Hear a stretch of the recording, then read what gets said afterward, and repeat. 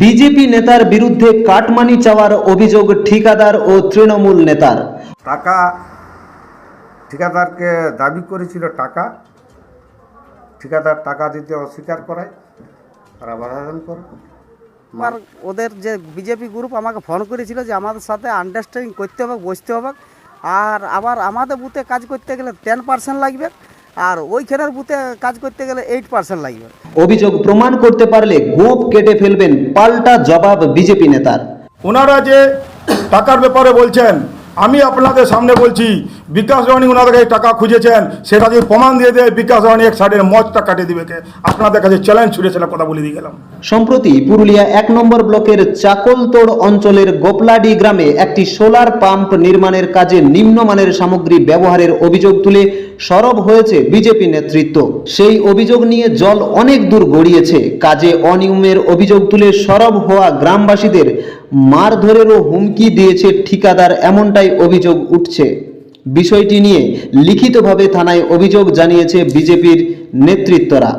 বৃহস্পতিবার চাকলতোড় অঞ্চল তৃণমূল কংগ্রেস কার্যালয়ে সাংবাদিক সম্মেলন করে তৃণমূলের অঞ্চল সভাপতি আকাশচন্দ্র মাহাতো বলেন, বিজেপি নেতারা ঠিকাদারের কাছ থেকে কাটমানি চেয়েছিল, ঠিকাদার তা না দেওয়ায় মিথ্যা অভিযোগ তুলে উন্নয়নের কাজে বাধা দিচ্ছে বিজেপির নেতারা। পাশাপাশি তিনি বলেন, মারধরের হুমকির অভিযোগও সম্পূর্ণ ভিত্তিহীন। ঠিকাদারকে দাবি করেছিল টাকা, ঠিকাদার টাকা দিতে অস্বীকার করায় তারা বাধাদান করে। মানুষের তাতে খেপে যায়। এর ফলে আমরা ঊর্ধ্বতন কর্তৃপক্ষের কাছে জানাই। ঊর্ধ্বতন কর্তৃপক্ষ এই বাধা কিছু না মানায় আমরা আবাস বাধা দানের খবর দিয়েছিলি এবং বিজেপি সেটাকে বাধা দিচ্ছে। মানে আপনারা যেটা বলছেন যে বিজেপির নেতারা টাকা চেয়েছিল ঠিকাদারের, হ্যাঁ, কি প্রমাণ আছে? এই ঠিকাদাররাই বলছিল এবং সেখানে এনএস গেছিল। উনি আমাদেরকে ঠিকাদার থেকে কাজ করার ঠিকঠাক করে দিয়ে আসে এবং উপরেও জানানো হয় যে এখানে কাজ ঠিকঠাক চলছে, অথচ বাধা হচ্ছে। মানুষের জলের কষ্ট এই সময় প্রচণ্ড। কিন্তু ওনারা তো বলছে অন্য কথা, আপনারা নাকি নিম্নমানের কাজ দিয়ে থাকছেন। শুনুন, কেউ যদি নিম্নমানের করে সেখানে তো এনএস বা আমাদের ঊর্ধ্বতন কর্তৃপক্ষ যারা আছে তারা দেখলো, সব ঠিকঠাক হলো। ঠিকঠাক হওয়ার পরে যদি বাধা দিই তা আমরা কী করতে পারি? আমরা উন্নয়নের কাজ করতে বাধাপ্রাপ্ত হলে তার আমরা জানাবো প্রশাসনকে। ঘটনার পরবর্তীতে একটা মারপিটের হুমকি দেওয়া হয় বলে গ্রামবাসীদের অভিযোগ। এটা ভুল কথা, এটা ভুল কথা। আর যেটা উনি বলছেন যে নিম্নমানের কাজ, সেটা মিথ্যা কথা। ওই সোলার পাম্পের কাজের জন্য দায়িত্বপ্রাপ্ত ঠিকাদার মনোহর রেয়ানিরও একই বক্তব্য। তিনি বলেন, বিজেপি নেতারা টাকা চেয়েছিলেন, দিতে রাজি না হওয়ায় উন্নয়নের কাজে বাধা দেওয়া হচ্ছে। কাজটার ব্যাপারে আমাকে অনেকবার ওদের যে বিজেপি গ্রুপ আমাকে ফোন করেছিল যে আমাদের সাথে আন্ডারস্ট্যান্ডিং করতে হবে, বসতে হবে, আর আবার আমাদের বুথে কাজ করতে গেলে 10% লাগবে, আর ওইখানের বুথে কাজ করতে গেলে 8% লাগবে। তা আমি বলি, দেখুন আমরা তো আর বসতে অত পয়সাপাতি আমরা দিতে পারবো না। আমাদের যেভাবে কাজ চলছে, আমরা যেভাবে কাজ করি, যদি আন্ডারস্ট্যান্ডিং করতে হয় টুকটাক যেটা বটে মিষ্টি খাওয়ার, সেটা আমরা দিতে পারবো, তার বেশি আমরা দিতে পারবো না। তার জন্যে ওরা আমার না আন্ডারস্ট্যান্ডিং করার জন্যে ওরা যায় আমার কাজ মানে পেছনে আমার লাগিয়ে কাজের ঝামেলা সৃষ্টি করে, গোপলাডির লোককে বাইর করে ঝামেলা করায়, কাজটাই বাধা দেয়, বারবার যাই নিয়ে। আমি কোনো জায়গায় মারধরের গল্প কোনো করি নাই, আর আমি কোথাও ওইসবভাবে করি নাই। কেন, আমি সব জায়গাতে কাজ করি, 4টা অঞ্চল ধরে কাজ করি, ব্লকের কাজ করি, আমি লোকেরও কাজ করে বলি, কিন্তু ওই ধরনের আমি কথা বলি নাই। ওরা ভিত্তিহীন বাড়াই বলছে।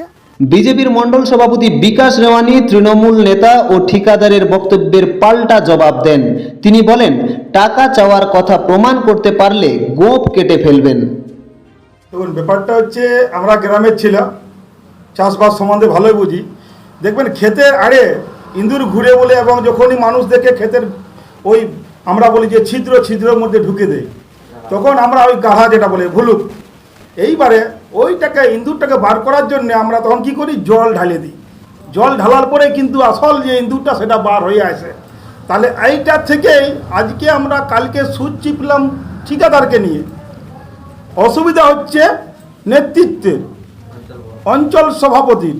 তাহলে আপনি বলুন কাটমানিটা কোথায় গেছে? তার মানে আমি এখনো একটা বুঝতে পারছি না যে ঠিকাদার পরিচালিত টিএমসি না টিএমসি পরিচালিত ঠিকাদার। তাহলে এইবারে বলুন, ওই যে টাকা পয়সার ব্যাপারটা বলছেন, যার যেমন চরিত্র উনি সেটাকে নিয়েই ভাবেন। আর ব্যাপারটা যে মারপিট, কালকে নিউজ চ্যানেলের মাধ্যমে আপনারা হয়তো দেখেছেন যে যারা বলেছেন গ্রামবাসীরা নিজেরাই বলেছেন যে আমাদের উপরে হামলা করার জন্য উনি গালিগালাজ করেছেন। এবং আমি অন ক্যামেরাতে বলছি আপনাকে যে ওই ঠিকাদার ওইখান থেকে আসার পর আমার গ্রামে, আমার এলাকায় আছেও মদ খেয়ে মদ্যপ অবস্থায় মাতাল হয়ে নানা রকম বক্তব্য দিয়ে এদিকে সেদিকে ঘুরে বলছিল, হুমকি দেওয়ার চেষ্টা করছিল। তো আমি আপনাদের সংবাদ মাধ্যমেই বলছি, যদি কোনো ঠিকাদার হুমকি দেওয়ার চেষ্টা করছে, হুমকি না দিয়ে উনি জায়গা ঠিক করুন, বিকাশে উনি সেই স্থানে পৌঁছিবেন। আমরা দেশের জন্য, আমরা দোষের জন্য কাজ করি, আমরা কাটমানি খাওয়ার জন্য কাজ করি না। তো তার জন্য আমরা বলছি, এই যে কালকে যে কাজটা হলো, তার আগের দিন এনএস মহাশয়া নিজে এসেছিলেন, নিজে এসে গর্তটি মেপেছেন, যেখানে 2 ফুট মাত্র করা হয়েছে। তো 2 ফুটটা কি আমরা করে দিয়েছি?